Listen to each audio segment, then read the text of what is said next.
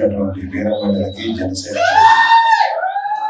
అలాగే వేదిక మీద ఉన్నటువంటి వ్యక్తులు నాయకులు రాజేష్ గారికి, కిషోర్, శశి గారు, శ్రీనివాస్ రెడ్డి, అజయ్ గారు, నౌకాంత్ గారు, సుజయ్, సుమన్, ప్రవీణ్, శ్రీకృష్ణ అందరికీ కూడా ప్రత్యేకంగా ధన్యవాదాలు. ముందుగా ఇవాళ బిఫోర్ స్పీచ్ లో వెళ్ళే ముందు స్పీచ్ చెప్పే మాటలో ముందు ఈ సర్వేపల్లి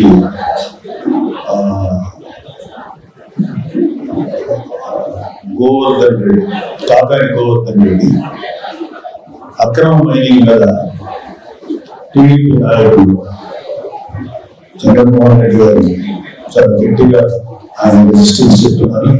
ఆయన నిరసన చెప్పారు. అక్కడ లేదు, నేను ట్రై చేశాను వెళ్దామని, కానీ నాకు మీ అందరితో మీటింగ్ కలిసి మాట్లాడేటువంటి టైం సరిపోదు.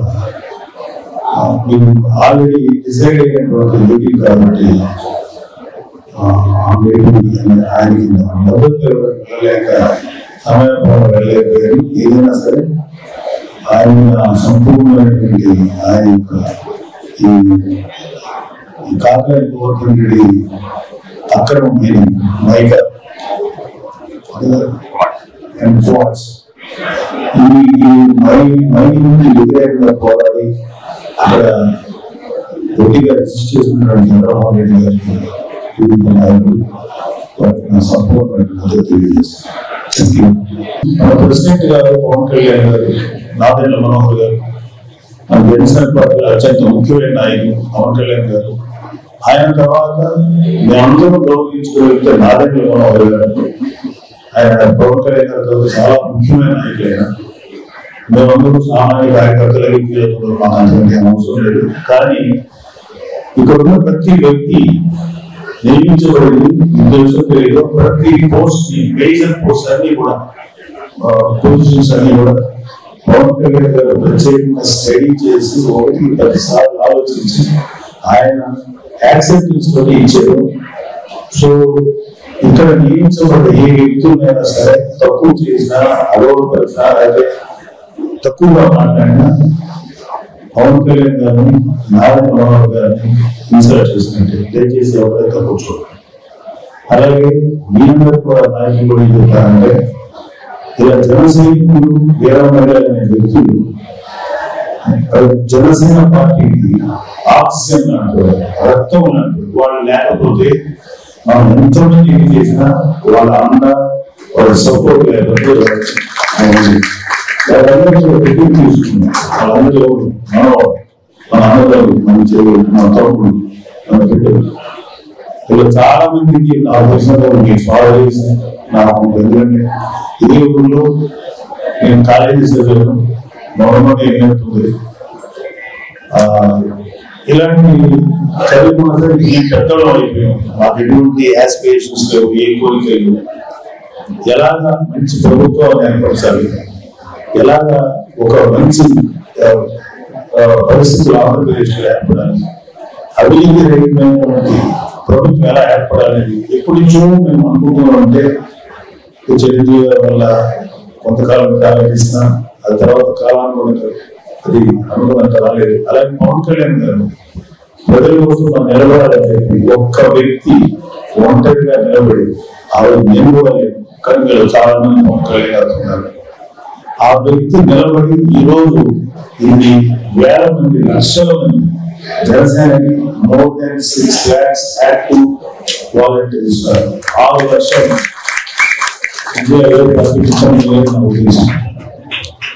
ఇంతమంది తయారయ్యారు. ఇంత వీరమహిళలు, జనసైనికులు ఇంత ధైర్యంగా స్టేజ్ వచ్చి వాళ్ళ వాయిస్ ఇప్పించి అధికార పార్టీలో లేకపోతే అధికార పార్టీ జరుగుతున్న అక్రమాలను ఎండగట్టి వాళ్ళకి అవసరాన్ని చెప్పడానికి ఒక గొప్ప ప్లాట్ఫామ్ క్రియేట్ చేసింది వచ్చింది కేవలం ఒక వ్యక్తి ఆలోచించి, దట్ ఈస్ అవర్ లీడర్. మేమందరం కూడా పనిచేస్తుంది జనసేన పార్టీలో. మేము పనిచేస్తున్నది ఏ పదవి కోసం కాదు, ఏ అధికారం కోసం కాదు, కేవలం దీని ఒక సోషల్ సర్వీస్ గానే మేము పరిగణించి పనిచేస్తున్నాం. సో మీరందరూ అది మైండ్లో పెట్టుకోండి. ఇక్కడ వరుసగా చాలా ఉన్నాయి. నిజంగా ఇవాళ జనసేన పార్టీ ఇంత బలంగా ప్రజల్లో వెళ్ళి తమ గొంతుని, తమ యొక్క శక్తిని జనాన్ని చెప్పగలిగారంటే, తమ వాయిస్ అంటే తమ అభిప్రాయాన్ని పబ్లిక్ ధైర్యంగా చెప్పగలుగుతారంటే మన జన సైనికులకి వీరమహిళలకు ఉన్నంత స్పిరిట్ ఖచ్చితంగా ఏ పార్టీకి లేదు. ఆంధ్రప్రదేశ్ లో ఎక్కడ ఏ ఇష్యూ జరిగినా, ఏ విధంగా జరిగినా, ఎలాంటి విషయాలు జరిగినా ఇక్కడ రాయలసీమ నుంచి నెల్లూరు దగ్గర నుంచి శ్రీకాకుళం దాకా మధ్యలో ఉన్న ప్రతి జిల్లాలో ఉండేటువంటి జన సైనికులు వీరమహిళలు చాలా ప్రముఖమైన పాత్ర పోషిస్తున్నారు. ఇవాళ మన జనసేన నాయకుడు టీడీపీ అలయన్స్ వెళ్తూ వాళ్ళకి మన సపోర్ట్ ఇవ్వాలి, వాళ్ళ సపోర్ట్ మనం తీసుకోవాలని చెప్పినప్పుడు టీడీపీ కూడా అండగా నిలబడి ధైర్యంగా ముందుకు అడిగేసినటువంటి వ్యక్తులు మన జనసేన అంత సపోర్ట్ మన ఇవ్వగలుగుతారు. అందుకని ఎందుకు మనకి ఇంత ధైర్యం వచ్చింది అంటే మన వెనకాల ఏ లగేజ్ లేనటువంటి ఒక గొప్ప నాయకుడు. ప్రతి నాయకుడికి, ప్రతి లీడర్కి ఏదో ఒక మైనస్ పాయింట్ ఉంటుంది. బికాజ్ అంతకుముందు ఆల్రెడీ పరిపాలించారు కాబట్టి వాళ్ళు కొన్ని మాటలు చెప్పలేదు, కొన్ని సరిగా ఎక్స్ప్రెస్ చేయలేదు. చేద్దామన్నా ఆపోజిషన్ వాళ్ళు వాళ్ళని ఇంకొకసారి కౌంటర్ చేస్తారు. మనల్ని ఎవరు ఏ విధంగా కౌంటర్ చేయలేదు కాబట్టి మన యూత్ కూడా ధైర్యంగా ముందుకెళ్ళగలుగుతుంది. అలా మహా అయితే వ్యక్తిగత జీవితాల మీద బోధలు ట్రై చేస్తారు ఈ వైసీపీ పార్టీ వాళ్ళు. మనం కనుక వాళ్ళలాగా దిగజారితే నడి రోడ్డు మీద ప్రతి ఒక్కరి బాగోదు మనం చెప్పగలం. ఆ ఇన్ఫ్రాస్ట్రక్చర్ ఉంది, ఆ ఇన్ఫర్మేషన్ ఉంది, ఎవడెవరు బ్రతుకేంటో అందరికీ తెలుసు. కానీ అది రాజకీయం. మేము జనసేన ఈ వైసీపీ లీడర్స్ యొక్క వ్యక్తిగత జీవితాన్ని మేము డార్నిష్ చేయడానికి ప్రయత్నించినా, వాళ్ళ జీవితాలు యొక్క నిజాలు పెట్టి చెప్పినా దానివల్ల సామాన్య ప్రజలకు ఏదైనా ఒక కించిత్ ఉపయోగం అంటే ఏం ఉపయోగం లేదు. జస్ట్ మాట్లాడేటప్పుడు ఆ మాటల్లో స్పైస్ అప్ చేసి చాలా చప్పట్లు కూర్చుంది. ఎంతమంది సన్నాసులు ఉన్నారంటే వైసీపీలో. నిన్న కూడా ఒక వైసీపీ సన్నాసులు ట్విట్టర్లో బాగుతున్నారు. ఏంటంటే మాకు వీళ్ళకి కౌంటర్ చేయడం అనేది మాకు it's not at all issue అనుకుంటే వీళ్ళు ఎందుకు మాట్లాడారో దీనికి 100 రెట్లు మాట్లాడగలిగే శాస్త్రీయం మాకుంది. ఎందుకంటే నెల్లూరు కూడా ఈస్ట్ వెస్ట్ గోదావరి, నెల్లూరులో కూడా వెటకారానికి చాలా ఎక్కువ తక్కువ నాకు తెలుసు. ఒక్కొక్కరికి చిన్నప్పుడు భయంకరంగా తీసేసి పెద్దవాళ్ళని తగ్గించుకొని మంచిగా ఉంది. ఈ రోజుకి వాళ్ళు ఎన్ని మాట్లాడితే అలా ఎక్కడ పెట్టుకుంటారో మాకు తెలుసు, ఎక్కడ పెట్టుకోవాలో ఆలోచించాలి. అంత దారుణంగా అనగలం. కానీ అది మా ఇష్యూ కాదు, వ్యక్తిగత జీవితాలు కాదు. బికాస్ ఒక గ్రేట్ లీడర్ మనకి ఇలాంటి ఇష్యూస్ మీద ఫైట్ చేయడం చెప్తారు. ఈ ఎలాంటి అంటే నిన్న వైసీపీ సంబంధించిన మినిస్టర్స్ మనుషులకి పథకాలు ముఖ్యమా, రోడ్లు ముఖ్యమా? ఏపీ బిజినెస్ ధర్మప్రసాద్ గారు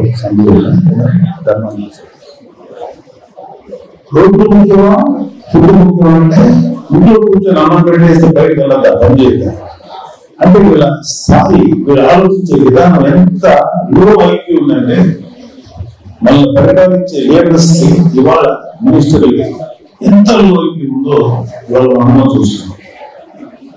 బొత్స సత్యనారాయణ గారు లాంటి లీడర్ వైసీపీ ఎమ్మెల్యే ఎంత రిడిక్యులస్ గా మాట్లాడారంటే చదువులు ఎక్కువ చదవడం వల్ల నిరుద్యోగ సమస్య వచ్చింది.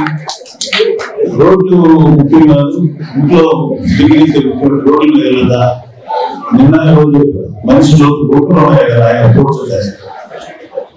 సరే ఇది ఏ పరిస్థితి ఒక్కొక్కరికి అసలు ఇక్కడికి మీ ఎమ్మెల్యే కాదు, అతను శాసనసభలో ఏం మాట్లాడతాడు, ఏమవుతాడు, పవన్ కళ్యాణ్ గారు డైరెక్ట్ అంటే చాలా రిడిక్యులస్ గా విమర్శించేటువంటి వ్యక్తి. అతని గురించి చాలా చెప్పొచ్చు, కానీ ఎప్పుడు చెప్పరా.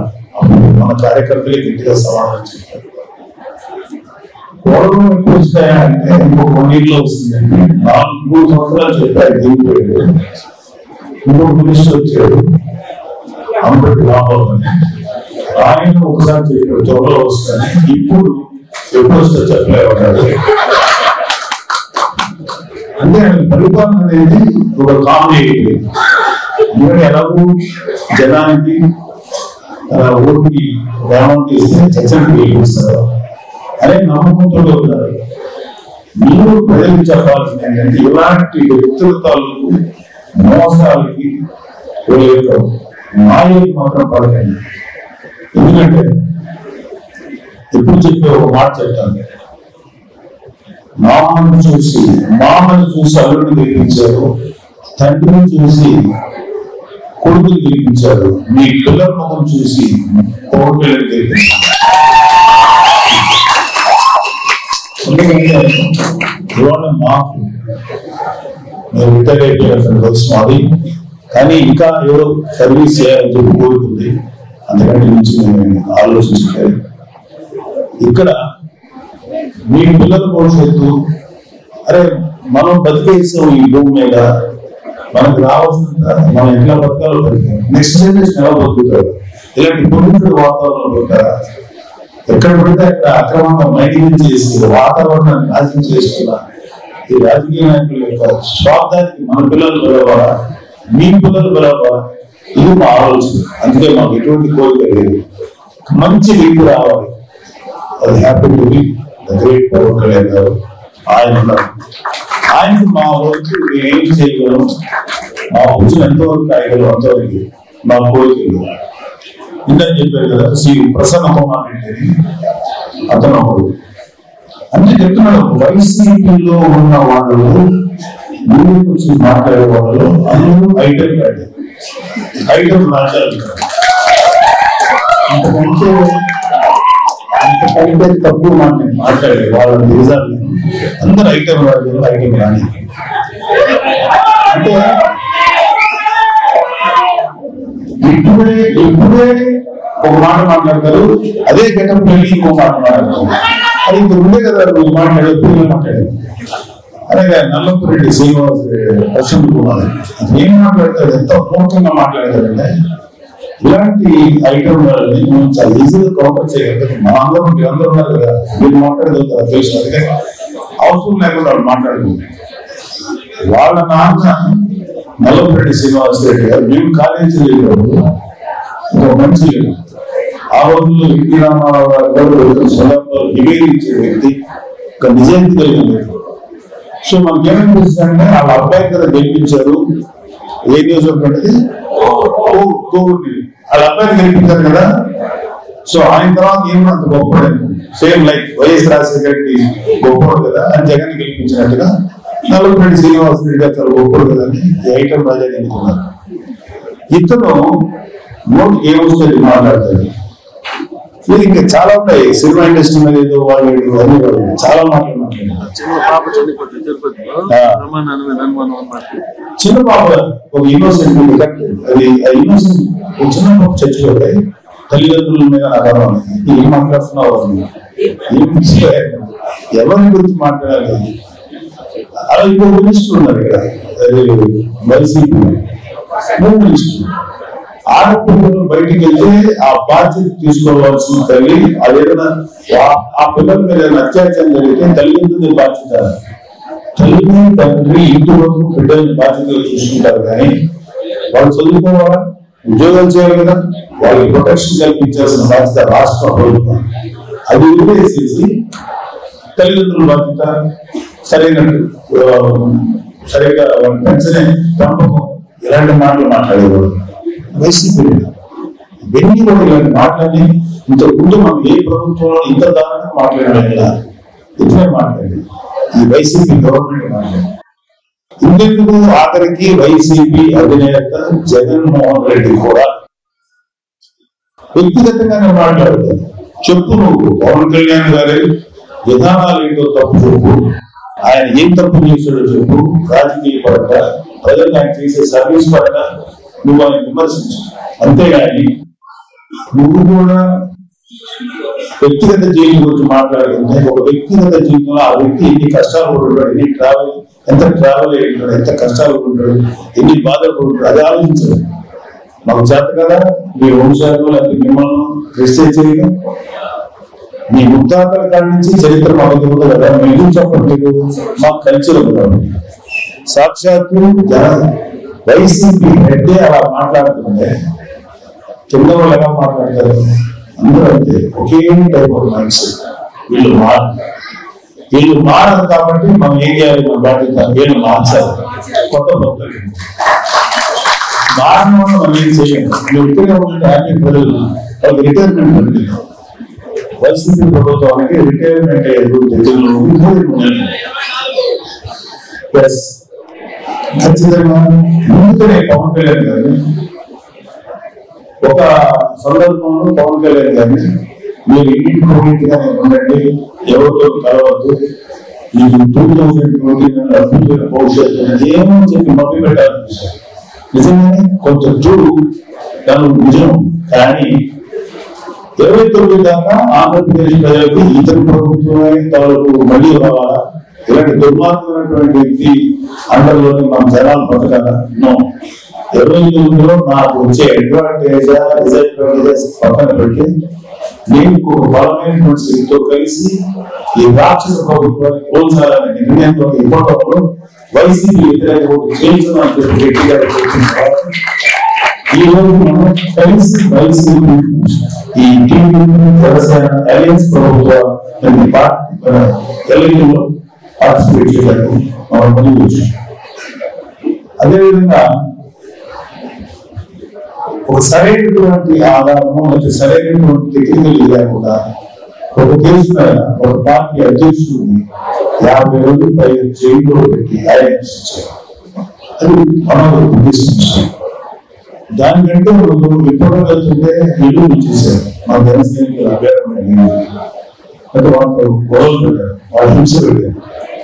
దానికోసం పవన్ కళ్యాణ్ వెళ్తే పోలీసులు అవుతారు. వైజాగ్ మేము జనవాణి ప్రోగ్రామ్ చేస్తుంటే అరెస్ట్ చేసేదాకా వెళ్ళాడు. మేము రెడీ అయిపోయాం. మా కార్యకర్తలే అరెస్ట్ అవుతుంది, మేము డిసైడ్, మేము రెడీ ఫర్ అరెస్ట్. కాకపోతే లాస్ట్ మినిట్ లో డ్రాప్ చేసుకున్నాం. దేనికంటే చాలా ఇష్యూస్ అవుతాయి, ప్రాబ్లమ్ వస్తుంది.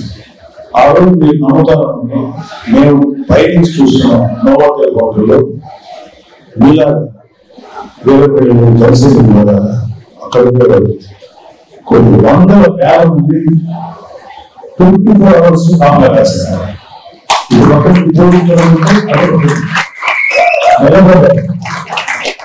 అదేవిధంగా ఆంధ్రప్రదేశ్ లో మీరందరూ కూడా ఎక్కువ ఒక చిన్న యాక్సిడెంట్ లో ఏదో గట్టిగా యుద్ధం చేస్తారు, వెంటనే ప్రిపేర్ అవుతుంది. అది వాళ్ళు తెలుసుకొని అంత రిస్క్ తీసుకోవడం కరెక్ట్ కాదని చెప్పి వాళ్ళు ఎవరికి మీరు ఏం చేస్తారు? మా అయితే లోపల వేస్తారు, అంతే కదా.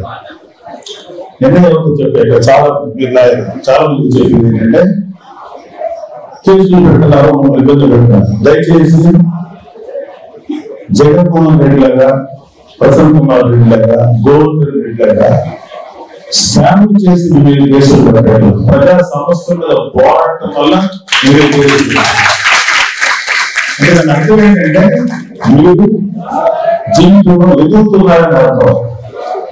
సో కేసులని ధైర్యంగా నిలబడి గర్వంగా తీసుకొని మంచి లాయర్స్ ఉన్నారు, మనకి స్ట్రాంగెస్ట్ లీగల్ సెల్ ఉంది. రాజేష్ మురళి రాజేష్ వీళ్ళందరూ కూడా చాలా సపోర్ట్ గా నిలబడ్డారు. ఇందాక ఇంకొక కావలికి సంబంధించి ఒక ఎస్సీ అబ్బాయి అతి దారుణంగా ఉంటాడు. కావలి ఎమ్మెల్యే మన మనిషి నాకు కిషోర్ ఫోన్ చేయకుండా నేను చూశాను.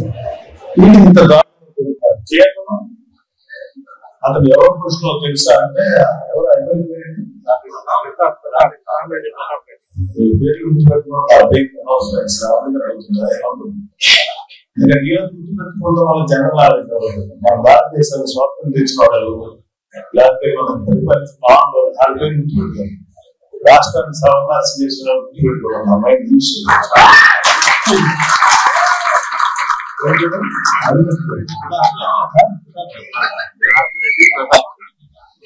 అర్థంలోనే రెండు ఉన్నాయి. రామరెడ్డి గారు, ప్రతాప్ రెడ్డి గారు. కుర్రోడు ఆయన ఎవరో మాకు తెలియదు.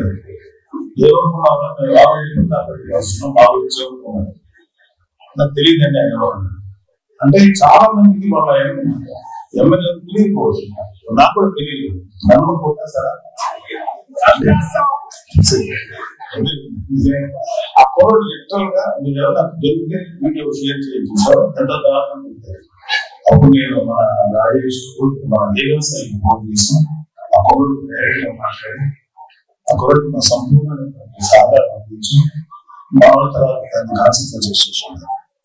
సో ఇలాంటి దుర్మార్గం ప్రభుత్వం మీద పోరాడుతున్నప్పుడు మనం కలిసినట్టుగా పోరాడాల్సింది వేళ మీద మిగతా మళ్ళా మనం చిన్న చిన్న గొడవలతో పడుతున్నారు. ఎస్పెషల్లీ రాబోయే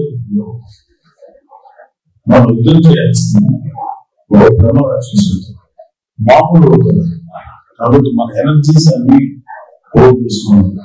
మీ బాధ్యత ఏంటంటే ఓట్లు పోవటం ఏమి తీసేస్తారు, తిరిగి ఓట్లని ఎలా తీసుకోవాలి, తిరిగి అలాగే మన వాళ్ళని ఎలా ఓట్లు వేయించాలి, ఎలక్షన్స్ లో ఎలా ఎలక్షన్ చేయాలి, బూత్ లెవెల్ మేనేజ్మెంట్ ఎలా చేయాలి. ఈ నాయకులందరూ మనసులు అంటున్నారు, రాజేష్ రెడ్డి లాయర్లు ఉన్నారు, వాళ్ళ సలహాలు తీసుకోవాలి.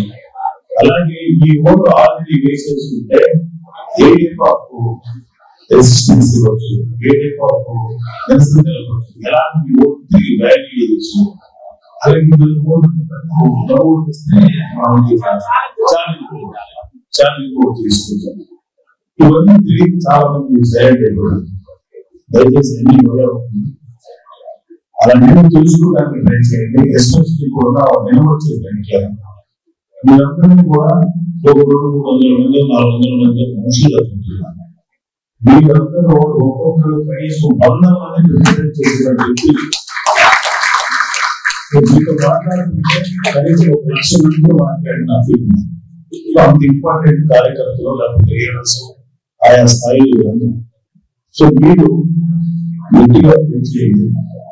మన వాళ్ళకి ఎల్ఐడి చేయండి. ఎలాగా మన ఊరికి ఎలా తోపించుకోవాలి, ఎలా చేసుకోవాలి. అలాగే జనసేన త్వరలోనే మనం మేనిఫెస్టో కంబైండ్ వచ్చింది కానీ నాకు ఇంకా రావాలి, అది త్వరలో డిజైన్ చేస్తాను. పవన్ కళ్యాణ్ గారు చెప్పింది ఏంటంటే మెయిన్ గా పవన్ కళ్యాణ్ గారి కాన్సెప్ట్ యూత్ ని ఎంపవర్ చేయాలి, యూత్ ఉద్యోగాలు కల్పించాలి అని ఆలోచిస్తారు, ఉపాధి కల్పించాలి. కానీ మీలాంటి యంగ్స్టర్స్ అందరూ కూడా కేవలం ఉద్యోగం కోసం కాకుండా మీరే ఒక 10 మందికి ఉద్యోగాలు ఇచ్చే స్థాయిలో పెట్టాలని చెప్పి పవన్ కళ్యాణ్ గారు ఆశ. అందుకని యూత్ కి స్థానం కల్పిస్తున్నారు. ఎందుకంటే ఇప్పుడు ఆలోచించాలని ఏంటంటే మన రాజకీయాల్లో కొత్త వాళ్ళకి స్థానాలు, కొత్త వాళ్ళకి నిలబెట్టు, కొత్త వాళ్ళకి రాజకీయాలకు రానివ్వదు, ఏ గుర్తు రానివ్వదు. అంటే మనం యూత్ మాత్రం ఖచ్చితంగా రాజకీయంగా ఎంపవర్ చేయాలి. అలాగే యూత్ కి ఇంకా అడ్వాంటేజెస్ పవన్ కళ్యాణ్ క్రియేట్ చేస్తుంది. ఇంకా చాలా ఉన్నాయి ఆయన దగ్గర.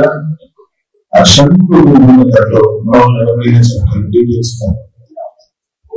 మాకు ఇంకొక పెద్ద కంప్లైంట్ ఏంటంటే, అరే నీ తండ్రి ఎమ్మెల్యే, నువ్వు ఎమ్మెల్యే, నీ కొడుకు ఎమ్మెల్యే, నీ మనవడు ఎమ్మెల్యే, నీతో పాటు 24 hours నేను కాపాడాల్సుకుంటే ఏ కార్యకర్తకి ఎమ్మెల్యే వాళ్ళు కోరుకుంటున్నారు, మీ కుటుంబానికే సేవ చేయాలనేటువంటి ఒక పెద్ద కంప్లైంట్. అది జనసేనలో జరగకూడదు. జనసేనలో దీంట్లో కుటుంబం ఎఫెక్ట్స్ కావాలి. నేను కేవలం సర్వీస్ కోసం వచ్చాను తప్ప కనీసం చిన్న పనులు కూడా ఆశించారు. పార్టీలో నాకు బాధ్యత ఇచ్చేది. ఈ జాయింట్ జనరల్ సెక్రటరీ అని నాకు బాధ్యత తప్ప నాకు అడిగారు. నేను పెద్దరాయని కనుక చేయబెట్టి నాకు అవసరం. ఇది నేను సర్వీస్ చేయడానికి పదవి ఉపయోగించుకున్నాను. సో పవన్ కళ్యాణ్ గారు జనసేనలో కుటుంబం అనేటువంటి కాన్సెప్ట్ తీసుకోవాలి. మీరు ప్రతి ఒక్కరు కార్యకర్తలు గురించి స్టార్ట్ అయ్యి స్టార్ట్ అయిన భవిష్యత్తులో కళ్యాణ్ గారిని తీసుకోండి, తెలుసుకోండి. అతను తీసుకు అన్న పవన్ కళ్యాణ్ కానీ మీరు చాలా తెలుసుకున్నారు. అతని దగ్గర ఉన్న ఓర్పు తెలుసుకున్నారు. అతనిలో ఉన్నటువంటి ఒక ప్రతిమంది కల్పి ఎక్కువ నేర్చుకున్నారు. ఎన్ని బాధలు పడుతున్నా సరే నవ్వుతూ ఉండగలిగే ఎక్కువ నేర్చుకున్నారు. ఇంకా నేర్చుకుంటారు. మనం మీరందరూ కూడా నేర్చుకోవాలి.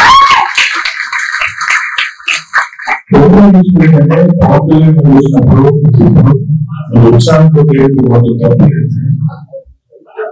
ఆయన స్పీచెస్ దయచేసి చూసి అతను ఏం చెప్తున్నా అర్థం చేసుకొని ఆ స్పీచెస్ లో కొంత పాటు మీరు ప్రజల్లో తీసుకెళ్ళండి. ఖచ్చితంగా మీకు మంచి నాటకం వచ్చినప్పుడు please follow our president thank you. అలాగే జనసేన గురించి మాట్లాడినప్పుడు చాలా మంది అన్నారంటే మీరు మాకు ఏం చేస్తారని జనం అడుగుతున్నారని ఏం చెప్పమంటారు. ఏమంటారంటే ప్రజలకి ఉపయోగపడే ఏ పైన సరే మేనిఫెస్టోలో పెట్టినా పెట్టకపోయినా ఏ పనైనా ప్రజలకు ఉపయోగపడే ఏ పనైనా చేస్తాం అని చెప్పి ధైర్యంగా మాట్లాడుతున్నారు జనాలు. ధైర్యంగా మాట్లాడుతున్నారు. సో మీరు ఏదైతే ప్రజలు ప్రతి ఒక్క కోరికలు తెలిసేసారు. ప్రజలు ఏమడగండి ఎదుగుడి గల తాగుడి మంచి వైద్య విద్య ఉపాధి కాలుష్యం వాతావరణం అలాగే పని చేసే వాళ్ళకి సరైన గౌరవం ఇచ్చేది. అలాగే భారతదేశం ఆంధ్రప్రదేశ్ ఇండస్ట్రీస్ రావాలి, ఇష్టంలో ఉద్యోగాలు వస్తున్నాయి. ఇవే ఉంటాయి చిన్న కోట్లు. రిలీజ్ చేయాలంటే ఒక 100 కోట్లు అడగదు. వాళ్ళు చాలా చిన్న కోట్లు పెడతారు. మన దౌర్భాగ్యం ఏంటంటే ఇంతవరకు స్వాగతం వచ్చిన తర్వాత ఏ ప్రభుత్వం కూడా అంత గట్టిగా ఇంత సర్వం చేయలేదు. అది కొత్త విషయం. అది మన సిస్టమ్ ఉన్నటువంటి ఒక డిఫెక్ట్. దాన్ని మీరు యాజ్ యంగ్స్టర్స్ అలాంటి తప్పుగా సరళ చూసుకోవాల్సిన బాధ్యత మీకు ఉంది. ఏమిటి ప్రజలకు మనం చేయగలం చేద్దాం మాధ్యమండి. అలాగే వీళ్ళు అయితే ప్రభుత్వం ఏర్పడే గౌరవం కాకుండా చేయగలిగే చిన్న చిన్న పనులను మీరు చేయాలి. అది చేస్తే ఎందుకంటే ఫర్ ఎగ్జాంపుల్ ఒక పాడైపోతే ఈ ప్రభుత్వం వచ్చేదాకా మనం తలంలో 1000 రూపాయలు తీసుకున్నా ఆ రూపాయలు తీసుకున్నాం. ఇలాంటి చిన్న చిన్న కార్యక్రమాలు మీరు నిలబడండి. అలాగే సర్వీస్ అలాగే ఇవాళ మన ప్రజలుగా చెప్పింది ఏంటంటే మనం కూడా వైజాగ్ లో జరిగేటువంటి ఒక అడవు ప్రభావం ఒక మాట చెప్పింది. నాకు ఉన్నది ఇదే ఇవ్వగలుగుతున్నాను. నేను అధికారంలో చూస్తాను అప్పుడు ఖచ్చితంగా మీ కష్టాలు తీరుస్తున్నాను అనేటువంటి మాట కూడా నేనేం ఇవ్వగలను నా దగ్గర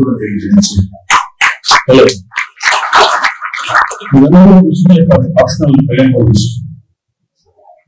ఇవాళ సినిమా ఇండస్ట్రీ చాలా మంది హీరోస్ ఉన్నారు.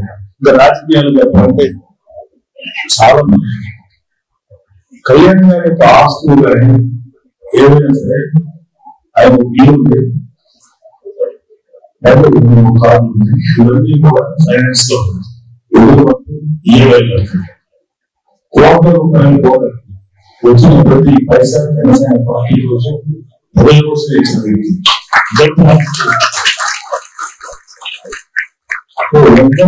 ఏం ఆశించలేదు అతను. అలాంటి వ్యక్తులు మనం ఒక ఉన్నతమైన స్థానంలో కూర్చోబెడితే మన ఇంటికి ఒక పెద్ద కొడుకు లాగా, ఒక తండ్రి లాగా, ఒక తమ్ముడు లాగా సేవ చేసేది. సో మీరు పవన్ కళ్యాణ్ గారిని సపోర్ట్ చేయండి, నిలబడండి, ప్రేమించండి. అలాగే మీలో మీరు ఎటువంటి విషయాలు కూడా మీలో మీరు గొడవలు పడుతుంది. ఎందుకంటే మీరు గొడవలు పడి పవన్ కళ్యాణ్ గారి యొక్క ఆశయాన్ని చదవండి. అది కనుక 2-3 సందర్భాలు అయినప్పుడు నేను గట్టిగానే మంచిగా చెప్తాం. ఇలా తేడా వస్తే కొంత డిసిప్లిన్ యాక్షన్ తీసుకోకూడదు, అందులో తెచ్చుకోవడం చక్కగా అంత పరిస్థితుల్లో పనిచేయడం, జనసేనని గెలిపించుకుందాం. మన బిడ్డల భవిష్యత్తు కోసం, వాళ్ళ ఫ్యూచర్ కోసం మంచి ప్రభుత్వాన్ని తీసుకుందాం. జనసేన టీడీపీ వచ్చేటువంటి ఏ వ్యక్తి అయినా సరే ఎవరు నిలబడినా అందరూ కలిసి పనిచేసి టీడీపీ సక్సెస్ఫుల్. Thank you.